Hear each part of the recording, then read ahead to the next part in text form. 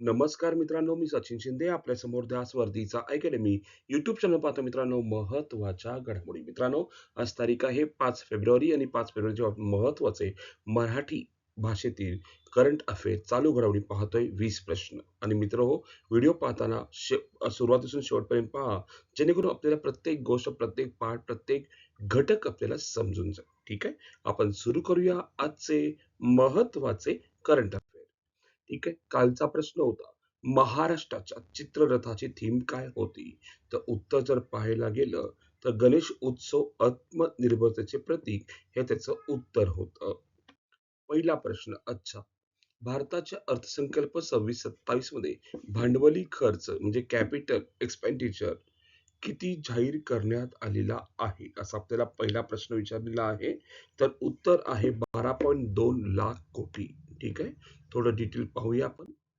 भारताचा अर्थसंकल्प 26-27, एकूण बजेट आकार 35.53 लाख कोटी, एकूण सरकारी खर्च 3.53 लाख कोटी, राजकोषीय तूट जीडीपीच्या 4.3%, भांडवली खर्च 12.2 लाख कोटी, जीडीपी वाढीचा अंदाज 7.4%, संरक्षण व पायाभूत सुविधा संरक्षण बजेट 7.85 लाख कोटी, रेल्वे क्षेत्र 7 नवीन हायस्पीड कॉरिडॉर जाहीर, सामाजिक व ग्रामीण विकास जल जीवन मिशन 67,670 कोटी, मनरेगासाठी 95,692 कोटी.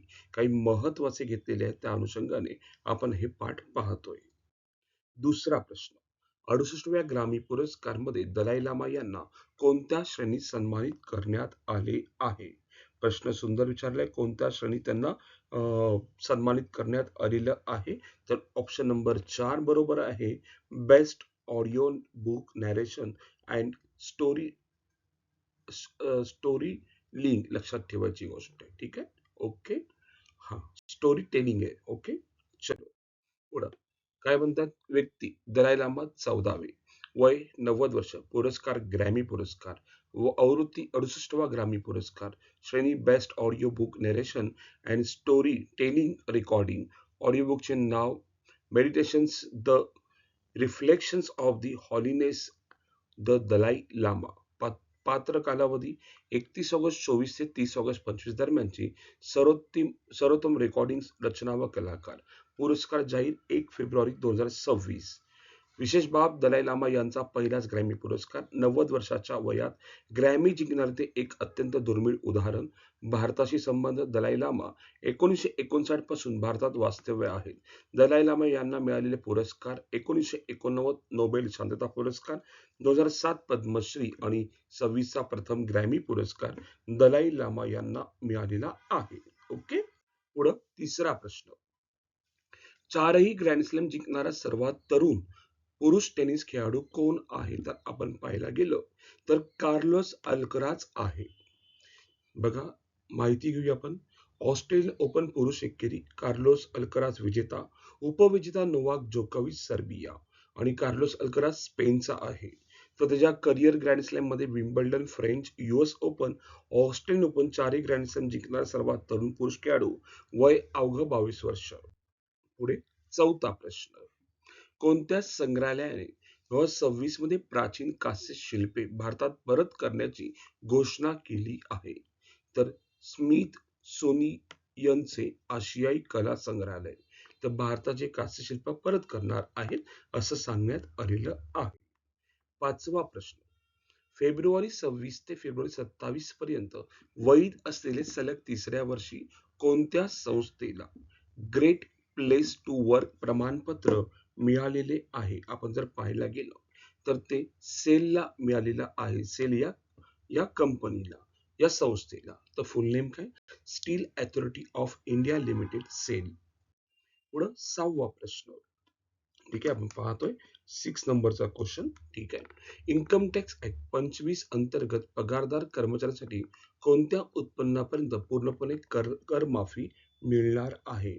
तर 12,75,000 पर्यंतच्या व्यक्तींना आता कर माफी मिळणार आहे.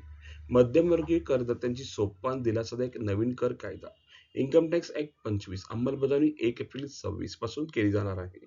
नवीन कर प्रणाली ठळक वैशिष्ट्ये, करमुक्त उत्पन्न मर्यादा, वार्षिक उत्पन्न 12 लाख पर्यंत कोणताही इन्कम टॅक्स नाही. पगारदारावर कर्मचाऱ्यांसाठी स्टँडर्ड डिडेकेशन 75,000 रुपये आणि एकूण करमुक्त मर्यादा सॅलरी क्लास असेल तर 12 लाख, म्हणजे 75,000 ते 12 लाख, आणि म्हणजेच पूर्ण करमुक्त 12,75,000. पुढे 7वा प्रश्न. 2025-26च्या आर्थिक सर्वेक्षणानुसार आर्थिक वर्ष 26 मध्ये भारताचा अंदाजित वास्तविक जीडीपी विकास दर काय असेल? तर ऑब्विसली 7.4% असेल. लक्षात ठेवा भारताचा जीडीपी दर. पुढे 8वा प्रश्न.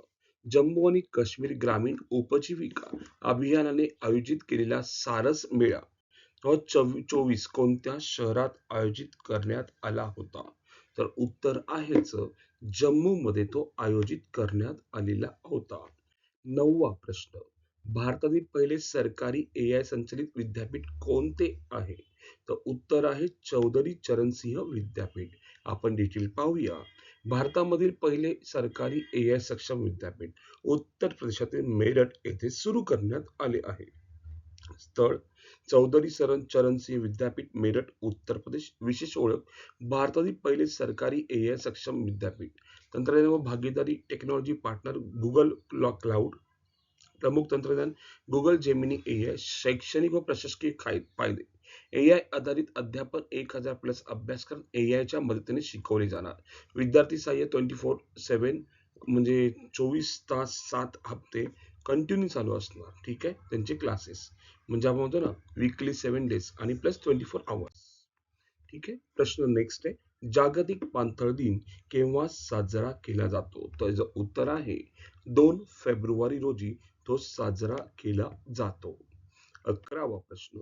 जगातील सर्वात मोठा compressed air energy storage plant कोणत्या देशाने सुरू केला आहे? मित्रांनो, एखादा प्रश्न रिपीट झाला समजायचं काहीतरी महत्वाचा असू शकतो. तर उत्तर आहे चीनमध्ये. 12वा प्रश्न. महिला प्रीमियर लीग 26 मध्ये शतक झळकवणारी पहिली महिला खेळाडू कोण आहे? तर नॅट सायवर ब्रँट आहे. या मुंबई इंडियन्स मधून खेळतात, लक्षात असावं. 13वा प्रश्न. Red lines red raw, operation Sindur and India's new normal हे पुस्तक कशावर आधारित आहे? आपण जर पाहायला गेलं परराष्ट्र धोरण आणि सुरक्षेवर आधारित आहे. पुढे 14वा प्रश्न. एनपीएस अंतर्गत सुनिश्चित पेन्शन फ्रेमवर्कसाठी किती सदस्यीय समिती स्थापन केली आहे? तर उत्तर पाहायला गेलं तर 15 सदस्यीय समिती स्थापन केलेली आहे अंतर्गत सुनिश्चित पेन्शन फ्रेमवर्कसाठी. 15वा प्रश्न. बॅसिलस सबटिलिस हा कोणत्या राज्याचा राज्य सूक्ष्मजंतू आहे? आपण जर बघायला गेलं तर तो केरळ राज्याचा आहे. पुढे 16वा प्रश्न. भारतातील पहिला flat rolled product aluminium unit कोठे सुरू झाला आहे? आपण जर बघायला गेलं तर हा लपंगा संबलपूर येथे सुरू झालेला आहे. कुठं? लपंगा संबलपूर. 17वा प्रश्न. 500 विजय नोंदवणारी पहिली भारतीय महिला एकेरी बॅडमिंटनपटू कोण आहे? खूप पॉइंट महत्वाचा आहे, लक्षात ठेवा. हा सुद्धा असा प्रश्न महत्वाचा आहे. तर पी.व्ही. सिंधू आहेत, लक्षात ठेवा. पुढे 18वा प्रश्न. पुरुष हॉकी इंडिया लीगचे विजेतेपद कोणत्या संघाने जिंकले आहे? तर 18वा प्रश्न पाहतोय आपण. तर ह्याचं उत्तर आहे वेदांता कलिंगा, है ना. वेदांता कलिंगा लॉन्सर्स हे याने पुरुष हॉकी इंडिया लीग मध्ये विजेतेपद जिंकलेलं आहे. मित्र हो, आपण रोजचे करंट अफेअर करतो. रोजचे मी 30 सेकंद आपल्याशी बोलत असतो की जो हा उपक्रम सुरू केलाय, हा उपक्रम सुरू करण्याचा एकमेव उद्देश आहे की आपल्या महाराष्ट्रातील विद्यार्थ्यांना मग ती सेंट्रलची परीक्षा असू दे, स्टेटची असू दे, कोणती स्पर्धा परीक्षा असू दे, त्यासाठी उपयुक्त आहे. आणि मित्र हो, करंट अफेअर का ऐकायचं? तर कारण एकमेव आहे स्पर्धा परीक्षेसाठी तर उपयुक्त आहे, प्लस आपल्याला घडामोडी काय घडतात जे आपल्यासाठी खूप इम्पॉर्टन्स आहेत त्यानुसार सुद्धा आपण ऐकू शकता. ओके. नेक्स्ट 19वा. 7वा इंडिया इंटरनॅशनल सीबीडी एक्सपो आणि समिट 26 कुठे झाली आहे? तर उत्तर आहेच कोची, केरळ मध्ये ती झालेली आहे. कुठे? कोची, केरळ. ठीक आहे. 20वा प्रश्न. रुद्र सशस्त्र हेलिकॉप्टर उडवण्यास पात्र ठरणारी पहिली महिला अधिकारी कोण? तर कॅप्टन हंसजा शर्मा आहेत. आणि सर्वांसाठी आजचा प्रश्न, लोक पसंतीनुसार माय गव्हर्नमेंट प्रथम क्रमांकाचे कोणते राज्याचा आहे? प्रथम क्रमांक कोणत्या राज्याचा आहे असा आपल्याला प्रश्न विचारलाय. ऑप्शन आहे गुजरात, महाराष्ट्र, गुजरात, मध्य प्रदेश. तर आपल्याला महाराष्ट्र, राजस्थान, गुजरात, पंजाब. आपल्याला कमेंटमध्ये उत्तर द्यायचं आहे. उत्तर काय असणार आहे? ठीक आहे. आज आपण इथेच थांबू. उद्या याच टाइम रोजी याच वेळी भेटू मित्रांनो. धन्यवाद. थँक्यू.